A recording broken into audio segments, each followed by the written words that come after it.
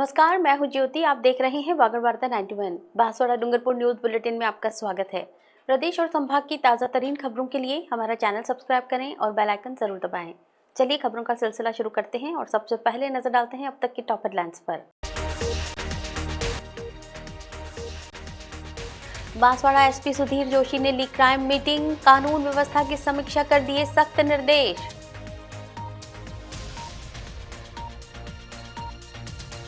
सहकारिता मंत्री गौतम दत्त ने दिया बड़ा बयान, कहा जनजातीय क्षेत्र के विकास के लिए सरकार ने खोले खजाने। बांसवाड़ा में 2 सड़क हादसों में 5 युवक हुए घायल, सामाजिक कार्यक्रम से लौटते समय हुआ हादसा। बांसवाड़ा में कानून व्यवस्था को लेकर पुलिस प्रशासन पूरी तरह एक्शन मोड में नजर आ रहा है। जिले में बढ़ते अपराधों और सड़क हादसों को लेकर पुलिस अधीक्षक ने अधिकारियों की बैठक लेकर साफ संदेश दिया कि लापरवाही किसी भी स्तर पर बर्दाश्त नहीं की जाएगी। लंबित मामलों से लेकर ट्रैफिक नियमों की पालना तक हर मोर्चे पर सख्ती के निर्देश दिए गए हैं। शुक्रवार को बांसवाड़ा पुलिस लाइन सभागार में पुलिस अधीक्षक सुधीर जोशी ने क्राइम मीटिंग लेकर जिले की कानून व्यवस्था की समीक्षा की। बैठक में अतिरिक्त पुलिस अधीक्षक नरपत सिंह सहित जिले के सभी डीएसपी और थानों के सीआई मौजूद रहे। एसपी ने निर्देश दिए कि अपराधों पर प्रभावी अंकुश लगाना प्राथमिकता है और किसी भी तरह की ढिलाई स्वीकार नहीं की जाएगी। बैठक के दौरान एसपी ने लंबित मामलों की स्थिति की समीक्षा करते हुए अधिकारियों को निर्देश दिए कि जांच में तेजी लाई जाए और समयबद्ध कार्रवाई सुनिश्चित की जाए। उन्होंने जांच की गुणवत्ता सुधारने पर विशेष जोर देते हुए कहा कि मजबूत केस डायरी और सटीक अनुसंधान ही अपराधियों को सजा दिलाने में अहम भूमिका निभाते हैं। सड़क दुर्घटनाओं में लगातार हो रही वृद्धि को गंभीरता से लेते हुए एसपी ने ट्रैफिक नियमों की सख्ती से पालना करवाने के निर्देश दिए। उन्होंने कहा कि केवल चालान कार्रवाई ही नहीं बल्कि आमजन में यातायात नियमों को लेकर जागरूकता बढ़ाना भी जरूरी है ताकि हादसों पर प्रभावी नियंत्रण किया जा सके। एसपी ने सरकार की जीरो टॉलरेंस नीति का हवाला देते हुए कहा कि अपराध के प्रति कठोर रुख अपनाया जाए और कानून का भय अपराधियों में साफ नजर आना चाहिए। बैठक में पुलिसिंग को और प्रभावी बनाने, बीट सिस्टम मजबूत करने और आमजन का पुलिस पर भरोसा बढ़ाने को लेकर भी विस्तार से चर्चा की गई। पुलिस अधीक्षक ने सभी अधिकारियों को निर्देश दिए कि वे फील्ड में सक्रिय रहते हुए जनता से बेहतर संवाद कायम करें ताकि जिले में शांति, सुरक्षा और कानून व्यवस्था को और मजबूत किया जा सके। बांसवाड़ा दौरे पर पहुंचे सहकारिता मंत्री ने जिले के विकास को लेकर बड़ा बयान दिया। उन्होंने साफ कहा कि भले ही बांसवाड़ा में उनकी पार्टी का केवल एक विधायक हो, लेकिन इसके बावजूद सरकार ने जिले को भरपूर बजट दिया है। सड़क, पर्यटन और जनजातीय क्षेत्र के विकास को लेकर सरकार की प्राथमिकताओं को भी उन्होंने गिनाया। बांसवाड़ा जिले के दौरे पर पहुंचे सहकारिता मंत्री गौतम दत्त ने सरकार की विकास नीति को लेकर खुलकर अपनी बात रखी। उन्होंने कहा कि सरकार का उद्देश्य अंतिम पंक्ति में बैठे आम आदमी तक योजनाओं का लाभ पहुंचाना है और इसी सोच के तहत बांसवाड़ा को पर्याप्त बजट उपलब्ध कराया गया है। मंत्री ने बताया कि बांसवाड़ा से सलुम्बर को जोड़ने वाली सड़क के लिए बजट स्वीकृत किया गया है। इस सड़क के बनने से क्षेत्र में आवागमन सुगम होगा और लोगों को रोजमर्रा की आवाजाही में राहत मिलेगी।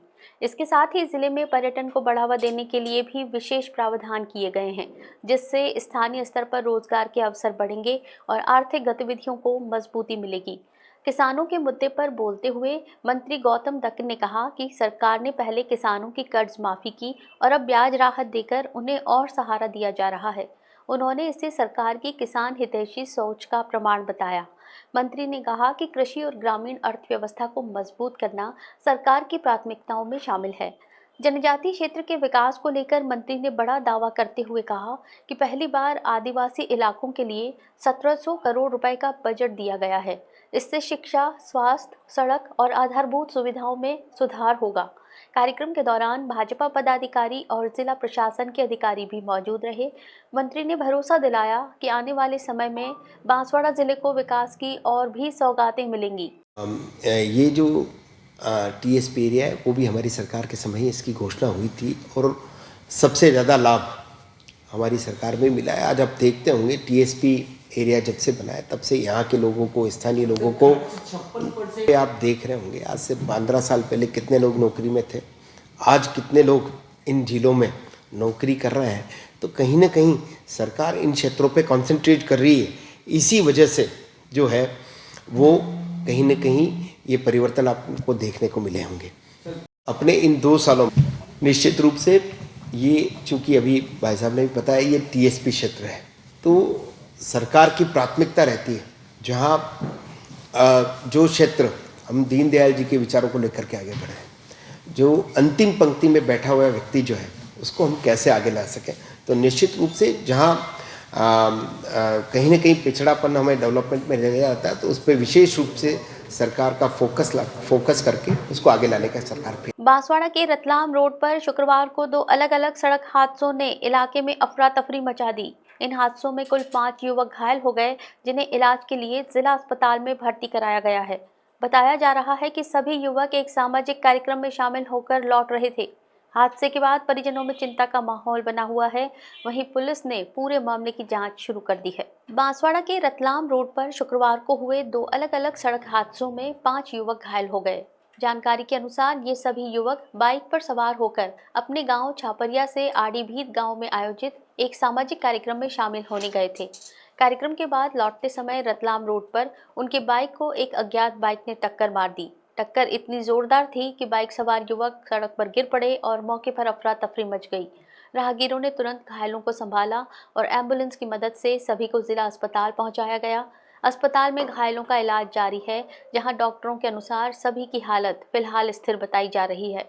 हादसे में घायल युवकों की पहचान अशोक, गलिया, राहुल और परतु सहित अन्य के रूप में हुई है। इनमें से 3 युवक आंबापुरा क्षेत्र के छापरिया गांव के निवासी बताए जा रहे हैं, जबकि एक अन्य घायल कोतवाली थाना क्षेत्र के आकाशय गांव का रहने वाला है। पुलिस के अनुसार दोनों हादसों में अज्ञात बाइक की भूमिका सामने आई है, जिसकी तलाश की जा रही है। घटना की सूचना मिलते ही पुलिस ने अस्पताल पहुंचकर घायलों से जानकारी ली और मामला दर्ज कर जांच शुरू की है। पुलिस ये पता लगाने का प्रयास कर रही है कि हादसा तेज रफ्तार, लापरवाही या किसी अन्य कारण से हुआ। सड़क हादसे की खबर मिलते ही घायलों के परिजन भी अस्पताल पहुंच गए। स्थानीय लोगों ने रतलाम रोड पर बढ़ते हादसों को लेकर प्रशासन से सुरक्षा व्यवस्था और यातायात नियंत्रण मजबूत करने की मांग की है।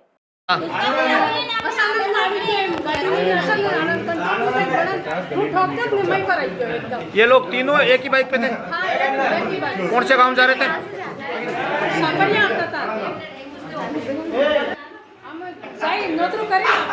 उदयपुर से डूंगरपुर और असारवा के बीच वंदे भारत ट्रेन का इंतजार अब खत्म होने जा रहा है। 16 फरवरी से इस हाई स्पीड ट्रेन का संचालन शुरू होगा, जिससे यात्रियों का समय बचेगा और कनेक्टिविटी और मजबूत होगी।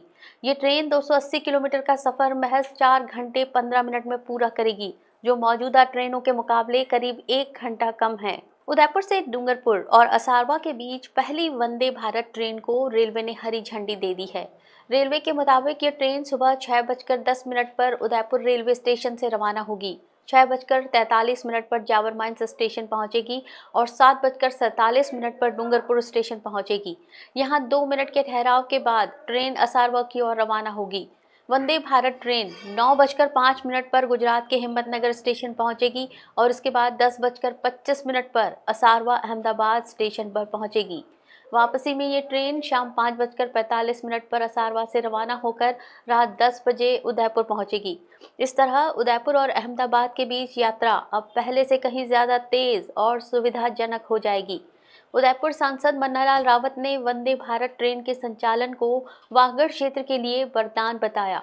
उन्होंने कहा कि इस ट्रेन से गुजरात में रोजगार करने वाले वागड़ क्षेत्र के लोगों को बड़ा लाभ मिलेगा, क्योंकि वे कम समय में आना जाना कर सकेंगे। सांसद ने कहा कि बेहतर रेल कनेक्टिविटी से न सिर्फ यात्रियों को सुविधा मिलेगी, बल्कि व्यापार, रोजगार और पर्यटन को भी नई गति मिलेगी।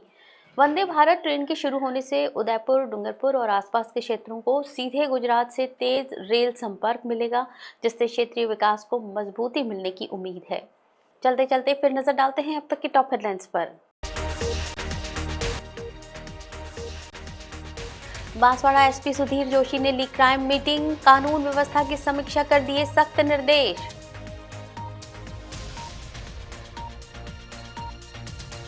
सहकारिता मंत्री गौतम दत्त ने दिया बड़ा बयान, कहा जनजातीय क्षेत्र के विकास के लिए सरकार ने खोले खजाने।